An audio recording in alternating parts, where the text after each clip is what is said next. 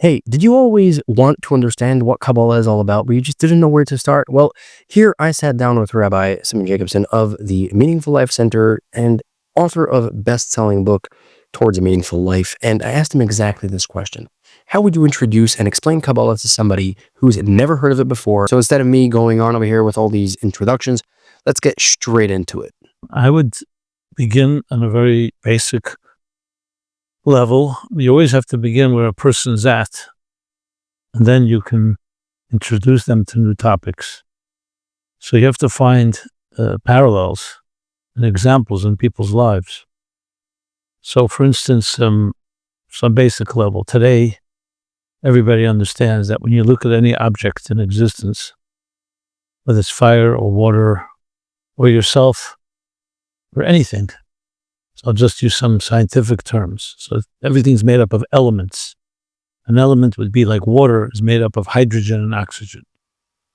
Those are made up of molecules. Molecules are made up of atoms. Atoms are made up of subatomic particles. Now, most of that we don't see, but everyone understands that these are the building blocks that are very small, not visible to the naked eye. Some things you can see under a microscope. Same thing in the human body. We have limbs and organs, but we also know behind that there's cells, and there's DNA, and there's genes. And the real driving force behind everything is the energy within it. So just like you look at a light bulb or an appliance that's working, there's electricity. Nobody sees electricity, but you see its effects. So in that context, I would introduce the idea of everything has a body and a soul. And soul simply means the inner forces at work that make something tick. Another example, which I use in my book, Toward a Meaningful Life, is think of a book. You're reading a book. There's the letters on the page, but they're conveying an idea or a sentiment. So the letters are necessary because if there are no letters, there are no words. Like I'm speaking right now, there are words. That's the container, we would call that, or the body. And the message that I'm conveying, the idea or the feeling, is the energy within it. So in Hebrew, that would be keli and oir, one of the Hebrew words, container and energy. But everything around us in life, and you don't need any faith for this, this is just basic facts today, is made up of an outer container. Think of marketing, packaging. You package a product. The package is the container, and the product within it is we'll call it the energy. So once you establish that principle, now the question is, how many levels of energy are there? And how do they evolve? And that's when you get into what is called the study of Kabbalah, or the study of mysticism, which is essentially the esoteric dimension, or to use the words of a classic Kabbalistic work, the Zohar. There's the body of things and there's the soul. So there's the body, let's say, of Torah. That would be the mechanics of, let's say, the laws of Shabbat or the laws of kosher. And then there's the neshama, the soul of Torah. And that would be the inner Kabbalistic and mystical dimension. So everything in life has a body and soul. And Kabbalah is the study of the soul of everything in existence. You can call the DNA, the building blocks, the spiritual building blocks of everything starting from you and everything you interact with. So wherever you go, there's always a certain level of energy within that is not visible. And then, of course, there's discussing the purpose of revealing that energy. But I don't want to get ahead of myself. Right. So maybe can you start to take us through the process of what exactly that spiritual, the layers of the different, of the spiritual reality within everything? Absolutely. So you made mention before of 4 worlds. Right.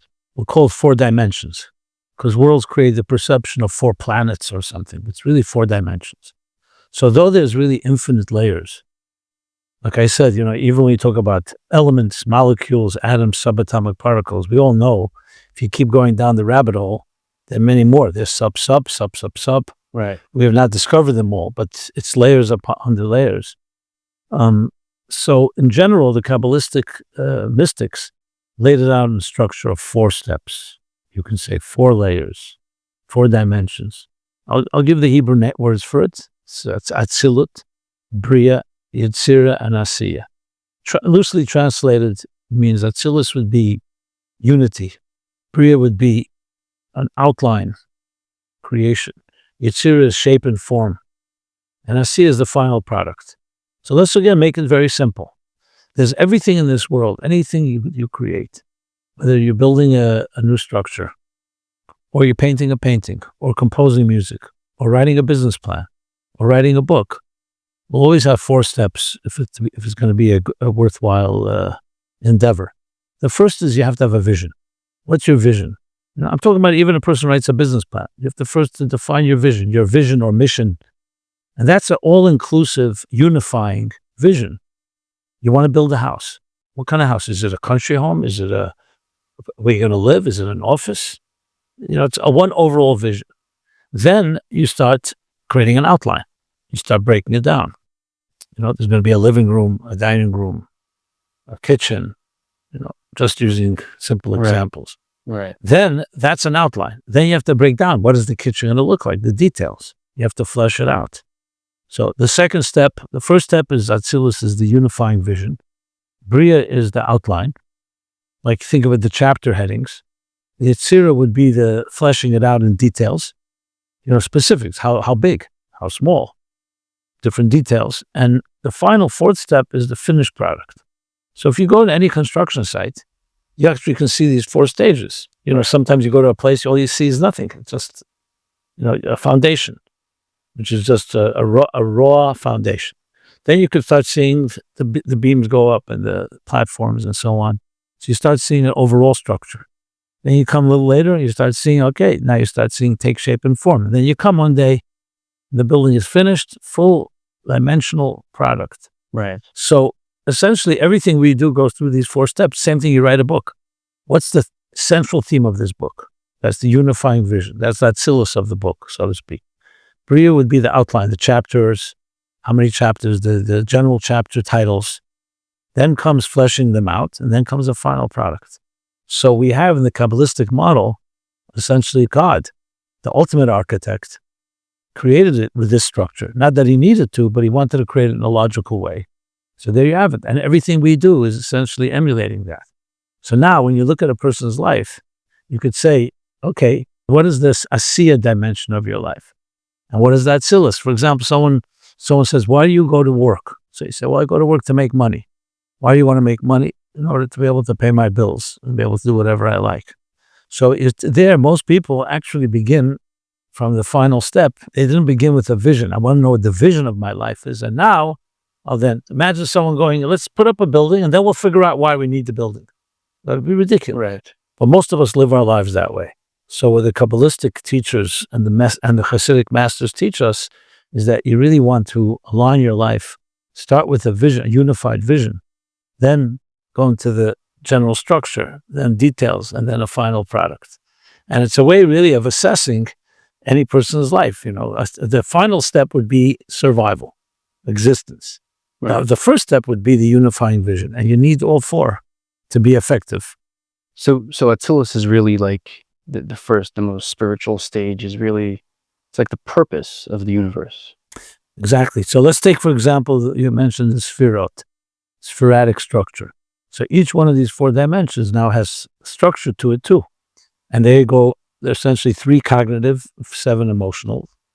So I'll take 1, emotional of love. Because we didn't talk what kind of building, we just talked about the structure. Now, love.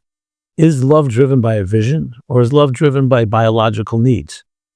So many people love because that's how they have inside of them a biological need to connect with another person, to be intimate with them, etc. But if you go from an Atzilus approach, first you start with the purpose of love. That would be Atzilus looking at Chesed. So what you call Chesed of Atzilus would be the Chesed in the vision level. Then there's Chesed in the world of Bria, in the structural level. And then in the detail level, and then the final level. So in effect, really, every one of our human interactions and behaviors, whether it's cognitive or emotional, should be going through these 4 steps in that order. When it's not in that order, imagine the plumbers and the electricians suddenly decide to determine what the vision of the building is. Right. That's not their job. Their job is to follow the guidelines. Or someone sees a great building and then decides, you know what, I don't like, I think it's an extra rooms.